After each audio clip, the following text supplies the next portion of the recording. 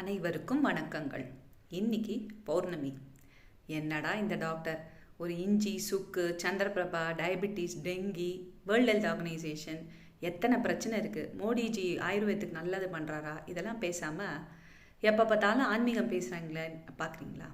ஒரு அவசரமும் இல்லை, நமக்கு பெரிய லாங் லைஃப் இருக்குது, எல்லாம் மெதுவாக டிஸ்கஸ் பண்ணலாம். இன்றைக்கி பௌர்ணமி அன்றைக்கி ஒரு ரொம்ப முக்கியமான என்னுடைய அண்டர்ஸ்டாண்டிங்கை உங்களோட ஷேர் பண்ணணும்னு நினைக்கிறேன். இது கரெக்டான நீங்களே யோசிச்சு என்கிட்ட சொல்லுங்கள். பௌர்ணமி அன்னைக்கு பார்த்தீங்கன்னா முக்காவாசி குருமார்கள் பிறந்த நாளாக அமைகிறது. சாய்பாபா பௌர்ணமி அன்னைக்கு, வேதவியாசர் பௌர்ணமி அன்னைக்கு, ஸ்ரீராமானுஜர் பௌர்ணமி, ஆதிசங்கராச்சாரியார் பௌர்ணமி. அதே மாதிரி நாயன்மார்கள் பாருங்கள், கார்த்திகேயன், முருகப்பெருமான், நார்த்தில் ரவிதாஸ், அப்புறம் கபீர்தாஸ், அப்புறம் குருநானக், புத்தர், மகாவீரர், எல்லா குருக்களும் என்னப்பா பௌர்ணமியிலே பிறக்குறீங்க.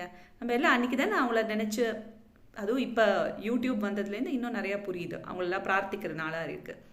என்ன ஸ்பெஷாலிட்டி? புருஷ சுத்தத்தில் கூட சந்திரமா மனசோ ஜாயத்தே அப்படின்னு சொல்கிறாங்களே, இதை பார்த்து தான் புருஷ சுத்தம் வந்துதா, அதை பார்த்து தான் இவங்க பிறந்தாங்களா? பிரபஞ்சத்தின் உண்மைகளை உணர்ந்து வருவது தான் இந்த வேத வாக்கியம். இந்த ரிஷிகள் சொல்லும் பொழுதே உணர்ந்தேன்னு சொல்லுவாங்க. எங்கேருந்து வந்தது எனக்கு தெரியாது, இது நான் உணர்ந்தது, மெடிடேஷன் போது வந்தது. இதெல்லாம் அதாவது மனசு முழு நிலையில இருக்கிறவங்கெல்லாம் பிறக்கிற நாளாக அமைகிறது. அதனால தான் நமக்கெல்லாம் அந்த நிலாவை பார்த்தா என்ன சந்தோஷம். உங்களை பார்த்து உங்கள் அம்மாலாம் கொஞ்சிருக்காங்களா, அந்த நிலா மாதிரி பௌர்ணமி மாதிரி இருந்திருக்கே அப்படின்னு நீங்கள் உங்கள் மனைவியோ கணவனையோ பார்த்து கூட நிலா மாதிரி இருக்கேன்னு சொல்கிறீங்களா? சொல்லுங்க, அதே மாதிரி அமையும். இந்த பௌர்ணமி அன்னைக்கு இந்த குருக்களையும் இந்த நம்மளுடைய தெய்வங்களையும் நினச்சி மெடிடேட் பண்ண வேண்டிய ஒரு நாள். இன்னைக்கு உங்களுக்கு பிடிச்ச குருவையும் நீங்கள் ஜபிக்கலாம்.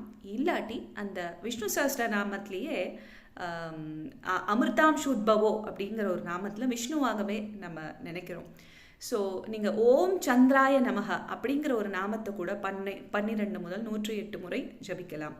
சந்தியாவந்தனம், காயத்ரி நிறைய பேர் ஜபிப்பாங்க. எந்த மந்திரத்தை நீங்கள் நம்பி, எந்த நாமத்தை நீங்கள் நம்பி ஜபிக்கிறீங்களோ அந்த நாமத்துடைய எல்லா நற்குணங்களும் உங்களுக்கு கிடைக்கும்.